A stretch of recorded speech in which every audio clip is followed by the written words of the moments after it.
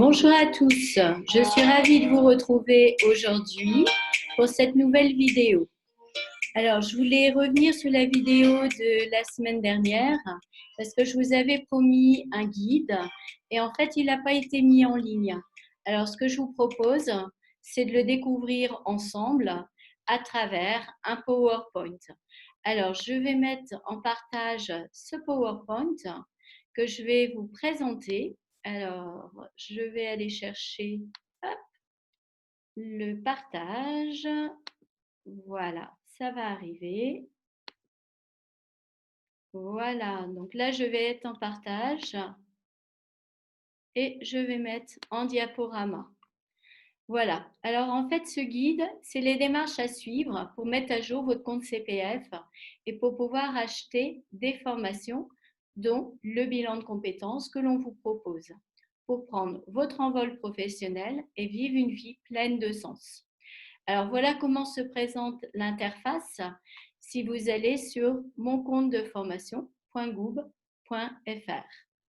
Donc vous allez ici créer votre compte.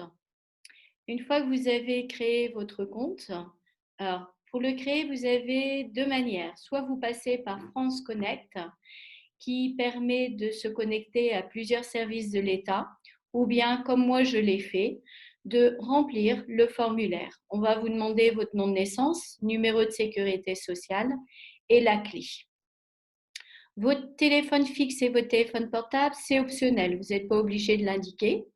Mais par contre, c'est important de mettre votre courriel, de le confirmer, parce que c'est grâce à votre mail que vous allez avoir des notifications pour vous prévenir, vous confirmer votre inscription, vous prévenir si l'organisme vous a accepté, que l'organisme puisse vous répondre, etc. Donc ça, c'est extrêmement important. Ensuite, vous allez créer un mot de passe. Vous avez un petit œil qui vous permet de pouvoir le visualiser. On va vous demander 8 caractères, une minuscule, un majuscule et un chiffre. Vous allez confirmer votre mot de passe et pour pouvoir indiquer que vous n'êtes pas un robot, vous allez répondre à la question en cliquant sur l'image que l'on vous demande de retrouver. Ici, c'est un pantalon. Voilà, donc ça, c'est un contrôle de sécurité. Ensuite, vous allez cliquer sur « J'accepte les conditions générales d'utilisation ». Alors, souvent, on le passe, on déroule, on ne lit pas, on passe. Et je vous invite à le lire parce qu'il faut bien savoir qu'il y a des délais pour que vous puissiez faire votre demande de formation et des délais pour vous rétracter.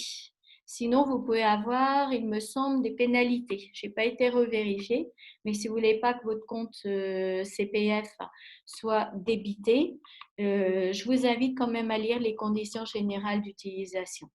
Voilà, vous avez aussi la politique de protection des données personnelles. Ça, c'est par rapport à la RGPD, donc sur la confidentialité. Et ensuite, vous cliquez sur « Créer mon compte ». Voilà, si vous ne cliquez pas dessus, il ne se passera rien. Si vous fermez, votre compte ne sera pas créé. Ensuite, surprise, comme je vous disais la semaine dernière, vous allez découvrir que vous avez déjà une somme. Donc là, je suis partie de mon exemple et il y a déjà une somme qui correspond à la somme du CPF, compte personnel de formation, que vous avez acquis depuis le 1er janvier 2015 jusqu'à aujourd'hui.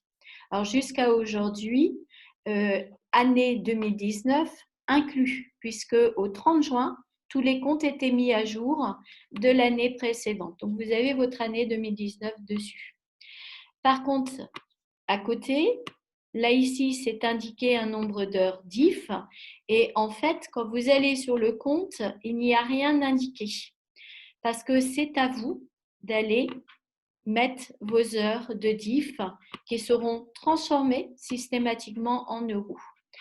C'est pour ça que je vous disais la semaine dernière qu'il faut absolument que vous récupériez dans vos papiers soit l'attestation sur l'honneur de l'entreprise qui indique que vous avez acquis tant d'heures de DIF, ou bien si vous n'avez pas cette attestation, c'est peut-être indiqué sur votre fiche de paie.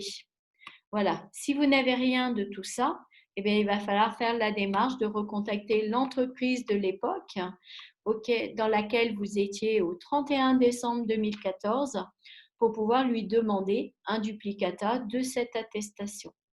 Une fois que vous l'avez, alors ça, c'est ce que je vous ai expliqué.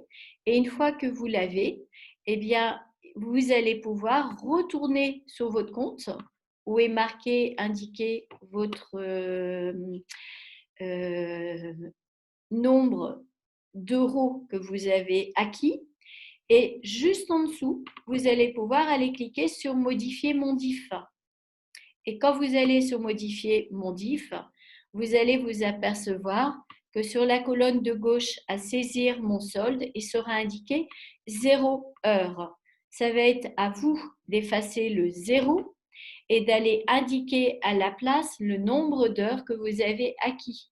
Systématiquement, ce nombre d'heures va se transformer en euros. Vous avez un exemple ici.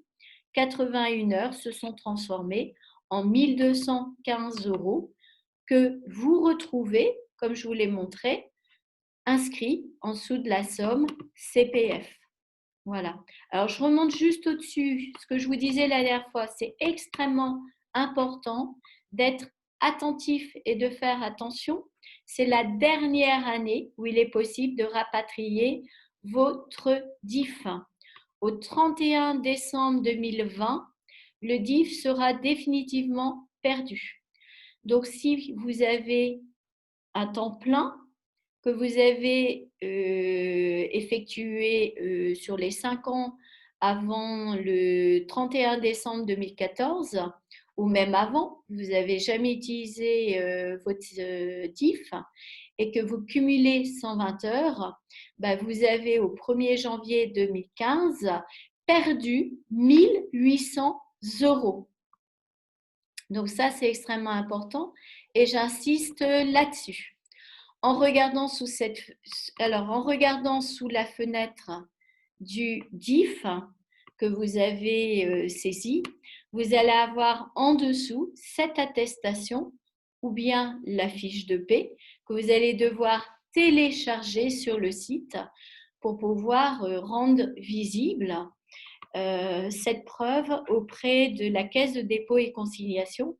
Sinon, vos euros correspondant au DIF ne seront pas pris en compte. Et tout ça est important de l'avoir fait avant le 31 décembre 2020. Voilà, j'insiste. Et là, à partir de là, vous pourrez aller acheter votre formation ou aller acheter votre bilan de compétences. Voilà. Donc, c'est ça que je voulais vous livrer aujourd'hui. Alors, pour prendre votre envol professionnel et vivre une vie pleine de sens avec le pôle mobilité de Didaxis, eh bien, vous pouvez prendre rendez-vous avec nous pour un diagnostic gratuit. Vous avez notre mail sur la diapo, pôle-mobilité@didaxis.fr et notre site pour pouvoir nous découvrir. Voilà, je vous invite à faire déjà vos démarches et pour les personnes qui sont intéressées par un bilan de compétences, de nous contacter. On pourra évaluer avec vous si c'est réellement un bilan de compétences que vous avez besoin ou bien si c'est un autre dispositif. Le bilan de compétences, regardez si c'est un bilan de compétences complet ou bien un bilan de compétences modulaire pour traiter d'une partie du bilan sur une thématique précise. On reviendra par la suite sur qu'est-ce que c'est qu'un bilan modulaire ou bien voir avec vous dans le cadre du bilan si vous le faites en présentiel sur un de nos centres ou bien si le bilan, vous souhaitez le faire à distance de n'importe où, quel que soit le lieu où vous habitez. Voilà, puisqu'on peut vous accompagner à distance. Moi, actuellement, j'accompagne une personne, une Française expatriée en Allemagne, à Brême, donc du côté de Hambourg. Voilà. Voilà, peut-être autre indication, il y a des particularités pour les personnes qui sont en arrêt de travail et les personnes qui sont en arrêt de travail, on peut aussi les accompagner, mais là, il y a d'autres démarches à faire auprès de la sécurité sociale et on peut vous guider sur ces démarches et vous accompagner à ce niveau-là.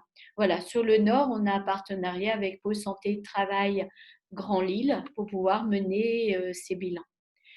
Voilà, et ben, je vais arrêter le partage d'écran. Voilà, je suis ravie de vous avoir présenté ces étapes. Je vais cette fois-ci mettre sur Facebook le lien qui pourra vous renvoyer pour télécharger le guide dans lequel vous aurez en plus les démarches par rapport à la sécurité sociale. Et je vous dis une bonne fin d'après-midi et à bientôt pour une prochaine vidéo. Au revoir.